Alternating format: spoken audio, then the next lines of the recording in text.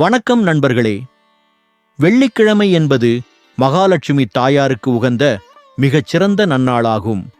இந்த நன்னாளில் நம் வீடுகளில் பக்தி சிரத்தையோடு பூஜை செய்வதன் மூலம் செல்வ செழிப்பும் மகிழ்ச்சியும் மன அமைதியும் பெருகும் என்பது நமது முன்னோர்களின் அசைக்க முடியாத நம்பிக்கையாகும்.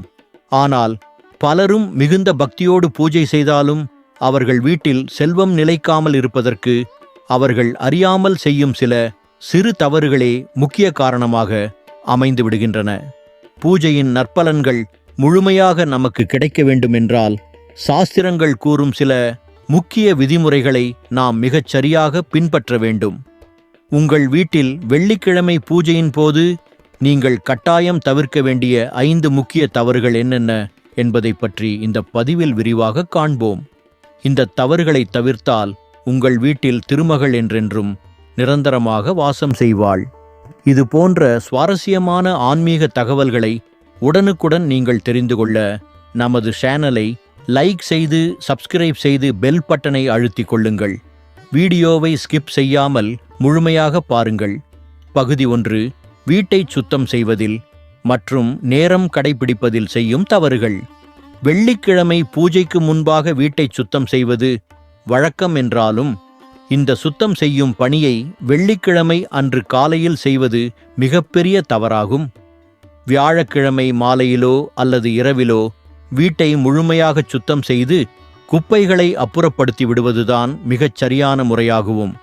வெள்ளிக்கிழமை விடிந்த பின்பு வீட்டில் ஒட்டடை அடிப்பது, பழைய பொருட்களை வெளியே தூக்கி எறிவது மற்றும் வீட்டின் மூலை முடுக்குகளில் தேங்கியிருக்கும் குப்பைகளை பெருக்கி வெளியே கொட்டுவது போன்ற செயல்களை செய்யவே கூடாது.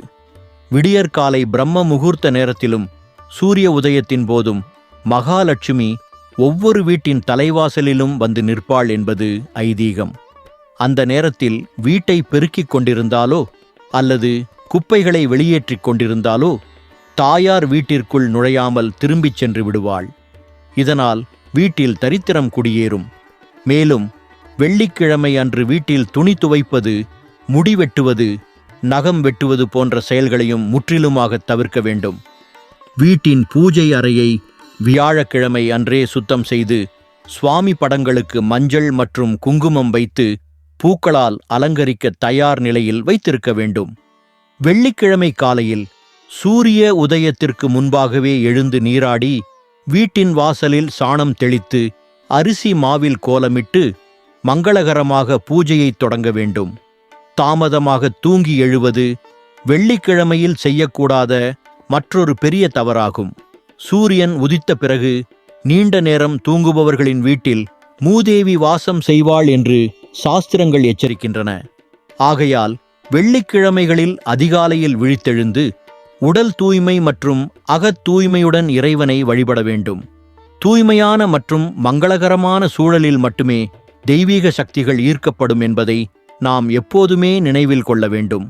நமது முன்னோர்கள் வகுத்து தந்த இந்த எளிய வழிமுறைகளை பின்பற்றாமல் நேரங்காலமின்றி வீட்டை சுத்தம் செய்வதும் தாமதமாக விழித்தெழுவதும் நமது வீட்டில் வறுமையை நாமே விரும்பி அழைப்பதற்குச் சமமாகும். எனவே சுத்தம் மற்றும் நேரம் தொடர்பான இந்த தவறுகளை இனிமேல் உங்கள் வீட்டில் ஒருபோதும் செய்யாதீர்கள். பகுதி 2. தீபம் ஏற்றுவதில் மற்றும் அதனை பராமரிப்பதில் செய்யும் தவறுகள். பூஜை அறையில் தீபம் ஏற்றுவது என்பது வெறும் சடங்கு அல்ல. அது இறைவனை நம் வீட்டிற்கு அழைப்பதற்கு சமமான ஒரு புனிதமான செயலாகும். ஆனால் இந்த தீபத்தை ஏற்றுவதிலும் பலரும் தங்களை அறியாமலேயே சில தவறுகளை செய்கிறார்கள். முதலாவதாக, பழைய மற்றும் கருகிய திரிகளை மீண்டும் மீண்டும் பயன்படுத்தி விளக்கு ஏற்றுவதை கண்டிப்பாக தவிர்க்க வேண்டும். ஒவ்வொரு முறை விளக்கேற்றும் போதும் புதிய திரிகளை பயன்படுத்துவது மிகவும் சிறப்பு.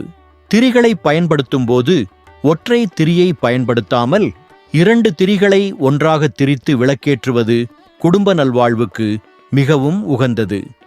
ஒற்றை திரி வீட்டில் கஷ்டங்களை உருவாக்கும் என்று நம்பப்படுகிறது. இரண்டாவதாக, தீபம் ஏற்றும் திசை மிகவும் முக்கியமானது. கிழக்கு திசையை நோக்கி தீபம் ஏற்றுவது துன்பங்களை நீக்கும். வடக்கு திசையை நோக்கி தீபம் ஏற்றுவது செல்வத்தை அளிக்கும். ஆனால் தெற்கு திசையை நோக்கி ஒருபோதும் விளக்கு ஏற்றக்கூடாது.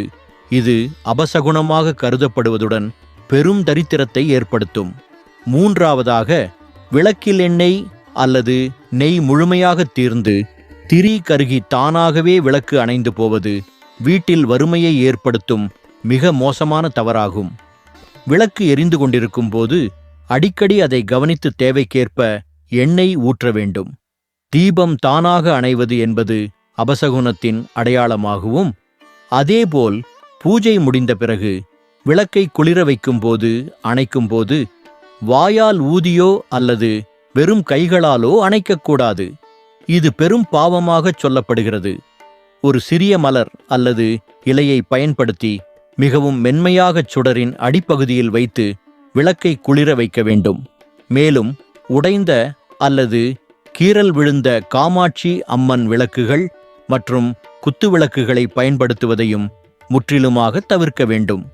தீபம் என்பது சாட்சாத் மகாலட்சுமியின் வடிவம் என்பதால் அதை கையாளும் போது மிகுந்த கவனமும் பக்தியும் தூய்மையும் அவசியம் தேவை. தீபத்தை ஏற்றும் போது நல்லெண்ணெய் அல்லது நெய் பயன்படுத்துவது சிறந்தது. கடலை எண்ணெய் அல்லது பிற எண்ணெய்களை பயன்படுத்துவதை தவிர்க்க வேண்டும். இந்த முறைகளை சரியாக கடைபிடித்தால் இல்லத்தில் இருள் நீங்கி ஒளி வீசும். பகுதி 3.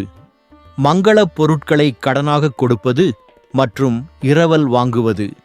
வெள்ளிக்கிழமை என்பது செல்வத்தின் அதிபதியான மகாலட்சுமிக்குரிய நாளாகவும், இந்த திருநாளில் நம் வீட்டில் இருக்கும் மங்களப் பொருட்களையும் பணத்தையும் பிறருக்கு கடனாக கொடுப்பதோ அல்லது பிறரிடமிருந்து நாம் கடனாக பெறுவதோ மிகவும் தவறான செயலாகும்.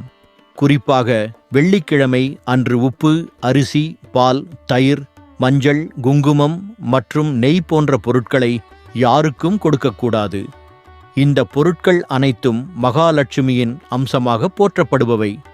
இவற்றை நாம் பிறருக்கு கொடுக்கும்போது நம் வீட்டில் இருக்கும் லட்சுமி கடாட்சம் நம்மை விட்டு சென்று விடும் என்று சாஸ்திரங்கள் மிக தெளிவாக கூறுகின்றன.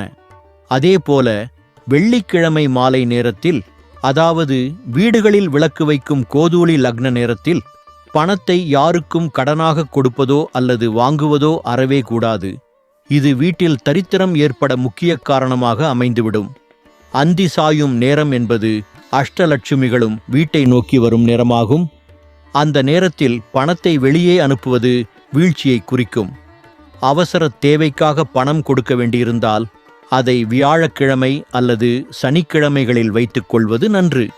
ஒருவேளை தவிர்க்க முடியாத மருத்துவச் செலவு போன்ற சூழ்நிலை ஏற்பட்டால் வீட்டின் வாசலில் வைத்து எந்த பொருளையும் கொடுக்கக்கூடாது. வீட்டிற்குள் வைத்து இறைவனை மனதில் தியானித்து அனைவருக்கும் மங்களம் பெருக வேண்டும் என்ற நேர்மறை எண்ணத்தோடு கொடுக்கலாம். மேலும் வெள்ளிக்கிழமை அன்று உடைந்த பாத்திரங்கள், கிழிந்த துணிகள் போன்றவற்றை வீட்டில் வைத்திருக்கக்கூடாது. மங்களகரமான பொருட்களை வீட்டில் சேர்ப்பதற்கே வெள்ளிக்கிழமை மிகவும் உகந்த நாளாகும். அன்றைய தினம் தங்கம், வெள்ளி, உப்பு அல்லது மளிகை பொருட்களை புதிதாக வாங்குவது வீட்டில் செல்வத்தை பல மடங்கு பெருக்கும். நம் வீட்டின் ஐஸ்வர்யத்தை வெளியேற்றுவதை விட்டுவிட்டு புதிய ஐஸ்வர்யத்தை வீட்டிற்குள் கொண்டுவரும் முயற்சிகளில் மட்டுமே நாம் ஈடுபட வேண்டும். எனவே மங்களப் பொருட்கள் மற்றும் பணம் கொடுப்பது, வாங்குவது தொடர்பான இந்த விதிமுறைகளை சரியாக கடைபிடித்தால் வீட்டில் பணக்கஷ்டம் என்பது வரவே வராது. மேலும் செல்வம் மேன்மேலும் பெருகிக் கொண்டே இருக்கும். பகுதி 4. கோபம், சண்டை மற்றும் எதிர்மறை வார்த்தைகளை பயன்படுத்துதல். இறை வழிபாட்டில் மன தூய்மை என்பது மிகவும் இன்றியமையாத ஒன்றாகும். வெள்ளிக்கிழமை பூஜை செய்யும்போது வீட்டில் எந்தவிதமான சண்டைகளோ, கூச்சல்களோ அல்லது எதிர்மறையான வார்த்தைகளோ ஒலிக்கக்கூடாது. குடும்ப உறுப்பினர்களிடையே வாக்குவாதம் செய்வது, கோபப்பட்டு சத்தம் போடுவது மற்றும் ஒருவரை ஒருவர் திட்டுவது போன்ற செயல்கள் நீங்கள் செய்யும் பூஜையின் பலனை முற்றிலுமாக அழித்துவிடும். வீட்டின் பெண்கள் கண்ணீர் சிந்துவது அல்லது அழுதுகொண்டே பூஜை செய்வது மிக கடுமையான தோஷத்தை ஏற்படுத்தும். மகாலட்சுமி அமைதி, மகிழ்ச்சி மற்றும் அன்பான சூழல் இருக்கும் இல்லங்களில் மட்டுமே வாசம் செய்வாள். சண்டை சச்சரவுகள் நிறைந்த வீட்டில் எவ்வளவு பெரிய பூஜைகள் செய்தாலும் அல்லது எவ்வளவு விலை உயர்ந்த பொருட்களைக் கொண்டு இறைவனை வழிபட்டாலும் அங்கு தெய்வீக சக்தி ஒருபோதும் நிலைக்காது. மேலும் இல்லை, முடியாது, கஷ்டமாக இருக்கிறது, பணமே இல்லை போன்ற எதிர்மறையான வார்த்தைகளை வெள்ளிக்கிழமை அன்று குறிப்பாக பூஜை நேரங்களில் பயன்படுத்துவதை கண்டிப்பாக தவிர்க்க வேண்டும். அந்த நேரத்தில் தேவதைகள் ததாஸ்து, அப்படியே ஆகட்டும் என்று சொல்வார்கள் என நம்பப்படுகிறது. அதனால் எதிர்மறையான வார்த்தைகள் பலித்துவிடும் அபாயம் உள்ளது. அதற்கு பதிலாக எல்லாம் நல்லபடியாக நடக்கும், நிறைவாக இருக்கிறது, இறைவன் அருளால் எல்லாம் கிடைக்கும் போன்ற நேர்மறையான மற்றும் மங்களகரமான வார்த்தைகளை மட்டுமே பேச வேண்டும். பூஜையின் போது மனதை ஒருநிலைப்படுத்தி இறைவனின் நாமங்களை உச்சரிப்பது அல்லது பக்தி பாடல்களை பாடுவது சிறந்தது. வீட்டில் உள்ள கணவன், மனைவி மற்றும் குழந்தைகள் என அனைவரும் ஒற்றுமையாகவும் முகம் மலர்ச்சியோடும் இறைவனை வழிபட வேண்டும். மனதில் வஞ்சகம், பொறாமை அல்லது கோபத்தை வைத்துக்கொண்டு வெளியில் வெறும் சடங்காக பூஜை செய்வதால் எந்தவிதமான ஆன்மீக பயனும் கிடைக்கப் போவதில்லை. அகத்தின் அழகு முகத்தில் தெரியும் என்பது போல மனதின் அமைதியே வீட்டின் செழிப்பாக மாறும். எனவே வெள்ளிக்கிழமைகளில் வீட்டின் சூழலை அமைதியாகவும் மகிழ்ச்சியாகவும் நேர்மறை எண்ணங்கள் நிறைந்ததாகவும் வைத்திருக்க வேண்டியது மிகவும் அவசியமான ஒன்றாகும். இதுவே தெய்வத்திற்கு நாம் செய்யும் உண்மையான பூஜையாகும். பகுதி 5. வாடிய பூக்கள் மற்றும் நைவேத்தியம் தொடர்பான கடுமையான தவறுகள்.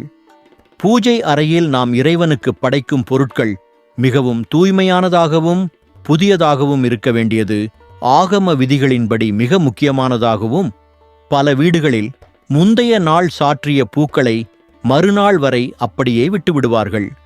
வெள்ளிக்கிழமை பூஜையின் போது சுவாமி படங்களுக்கு வாடிய அல்லது காய்ந்த பூக்களை சாற்றுவது மிக பெரிய தவறாகவும், இது வீட்டில் தரித்திரத்தை ஈர்க்கும் செயலாக கருதப்படுகிறது. இறைவனுக்கு எப்போதும் புதிய நறுமணம் மிக்க மற்றும் நன்கு மலர்ந்த பூக்களை மட்டுமே சமர்ப்பிக்க வேண்டும். உங்கள் வீட்டுத் தோட்டத்தில் பூத்த பூக்களாக இருந்தால் அது இன்னும் சிறப்பானது. பூஜைக்கு பயன்படுத்திய பூக்கள் வாடியவுடன் உடனே அவற்றை அகற்றிவிட்டு புதிய பூக்களை வைக்க வேண்டும்.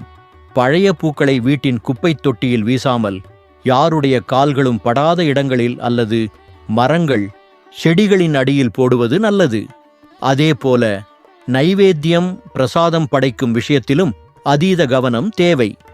இறைவனுக்கு படைக்கும் உணவை மிகவும் சுத்தமாக, எச்சில் படாமல் தூய்மையான பாத்திரங்களில் தயாரிக்க வேண்டும். சமைக்கும்போது உணவை ருசி பார்ப்பது போன்ற தவறுகளை செய்யக்கூடாது. பழைய உணவுகளையோ அல்லது முந்தைய நாள் மீந்த உணவுகளையோ ஒருபோதும் நைவேத்தியமாக படைக்கக்கூடாது. எளிமையாக இருந்தாலும் புதிதாகச் செய்த பால் சாதம், சர்க்கரை பொங்கல் அல்லது வெறும் கல்கண்டு, பேரீச்சம்பழம், திராட்சை போன்றவற்றை முழு பக்தியோடு படைக்கலாம். பூஜை முடிந்த பிறகு நைவேத்தியமாக படைத்த பிரசாதத்தை நீண்ட நேரம் பூஜை அறையிலேயே வைத்திருக்கக்கூடாது. பூஜை நிறைவடைந்த சிறிது நேரம் கழித்து அதை எடுத்து வீட்டில் உள்ள அனைவரும் பிரசாதமாகச் சாப்பிட வேண்டும். பிரசாதத்தை கெட்டுப்போகும் வரை அங்கேயே விட்டு வைப்பது இறைவனை அவமதிக்கும் பெருங்குற்றமாகும். மேலும் பூஜை பாத்திரங்களை சரியாகத் துலக்காமல் கரைகளோடு பயன்படுத்துவதும் வறுமையை வரவழைக்கும். தூய்மையான மலர்களும் தூய்மையான பிரசாதமும் மட்டுமே இறைவனின் முழுமையான ஆசிகளை பெற்றுத்தரும் என்பதை உங்கள் மனதில் ஆழமாக பதிய வைத்துக் கொள்ளுங்கள்.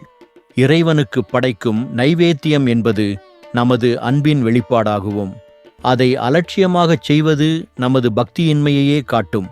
எனவே பூக்கள் மற்றும் பிரசாதம் தொடர்பான இந்த தவறுகளை களைந்து முழுமையான ஈடுபாட்டோடு இறைவனை வணங்கி நற்பலன்களை பெறுங்கள். மேலே விரிவாக குறிப்பிட்டுள்ள இந்த 5 தவறுகளையும் உங்கள் வீட்டில் நடைபெறும் வெள்ளிக்கிழமை பூஜையின் போது மிகவும் கவனமாக தவிர்த்து வாருங்கள். இறை வழிபாடு என்பது வெறும் சடங்கு மட்டுமல்ல, அது நமது மனதையும் வீட்டின் சூழலையும் தூய்மைப்படுத்தும் ஒரு உன்னதமான வாழ்வியல் முறையாகும். சிறு சிறு விஷயங்களில் நாம் காட்டும் அதீத கவனமும் பக்தியும் தூய்மையுமே இறைவனின் அருளை நமக்கு முழுமையாக பெற்றுத்தரும். மங்களகரமான வெள்ளிக்கிழமையில் தூய்மையான மனதுடன் நேர்மறை எண்ணங்களோடு சாஸ்திரங்கள் காட்டிய வழியில் மகாலட்சுமியை ஆராதனை செய்யுங்கள்.